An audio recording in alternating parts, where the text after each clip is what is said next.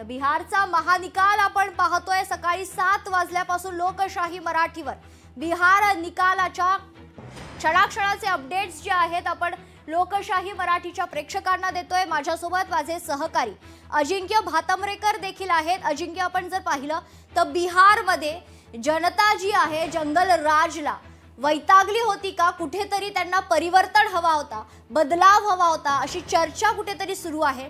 एनडीएला मिळालेला हा जो विजय आहे तो ऐतिहासिक विजय आहे। काँग्रेसबद्दल बोलावा की नाही हा प्रश्न आता उपस्थित होतोय। काँग्रेसचा पार सुपडा साफ झालेला आहे। अनेक वचनं आश्वासनं काँग्रेसच्या वतीने देण्यात आली होती।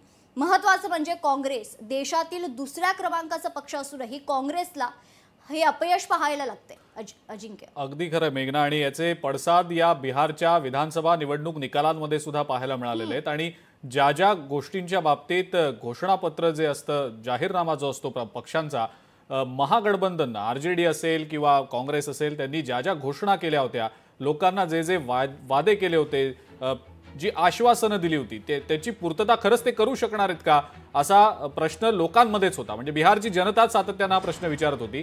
एक्झिट पोलचे ज्यावेळेला आकडे आले त्यावेळेला सुद्धा हाच प्रश्न विचारला गेला की ग्राउंड रियालिटी काहीतरी वेगळी आहे, मैदानावरची परिस्थिती वेगळी आहे आणि एक्झिट पोलचे आकडे काहीतरी वेगळं सांगतायत। पण एक्झिट पोलचे आकडे खोटे ठरलेत, पण ते वेगळ्या अर्थाने, म्हणजे 150, 160, फार फार तर 165 पर्यंत एनडीए जाऊ शकेल असे अंदाज वर्तवले गेले होते। पण आताचा जो हा आकडा आपण पाहतो, एनडीए 200च्या पलीकडे गेलेला आहे। म्हणजे 2/3 बहुमताकडे जवळपास वाटचाल झालेली आहे एनडीएची, जी खूप मोठी ऐतिहासिक अशी वाटचाल आहे। आणि याच्या आधी बिहारमध्ये इतका मोठा उलटफेर किंवा इतका मोठा निकाल बिहारी जनतेनं एनडीएला किंवा कोणत्या एका पक्षाला दिलेला आतापर्यंतचं तरी चित्र दिसत नाहीये। म्हणजे आधीच्या काळी असं झालं होतं, लालू प्रसाद यादव ज्यावेळेला सत्तेत यायचे, आरजेडी ज्यावेळेला सत्तेत यायची, त्यावेळेला असे निकाल बऱ्याचदा आधी देखील आल्याचं पाहायला मिळालं होतं। पण आता एनडीएनं, म्हणजे ज्या पद्धतीनं भाजप, जेडीयू आणि इतर जे त्यांचे सहकारी पक्ष आहेत एनडीएतले, त्यांनी ज्या पद्धतीनं ही निवडणूक लढवली, त्यावेळेला असं वाटत होतं की कुठेतरी काटेकी टक्कर आपल्याला बघायला मिळेल बिहार विधानसभा निवडणुकीत। पण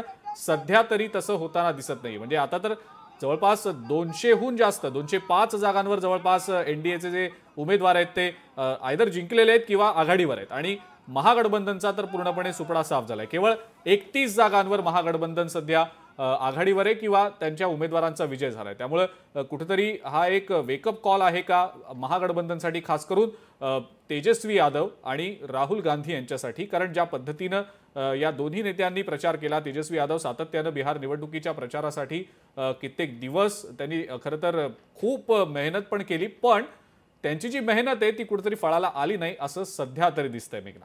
अजिंक्य, खरं तर तेजस्वी यादव इंडिया आघाडीचा मुख्यमंत्री पदाचा चेहरा होता आणि ते आता काटावर पास झालेले आहेत। त्यांची सीट तर आली आहे, मात्र जी मार्जिन आहे ती फार कमी आहे आणि इतक्या कमी मार्जिननं तेजस्वी यादव यांचा विजय खरं तर चिंतेचा विषय असेल महागठबंधनसाठी।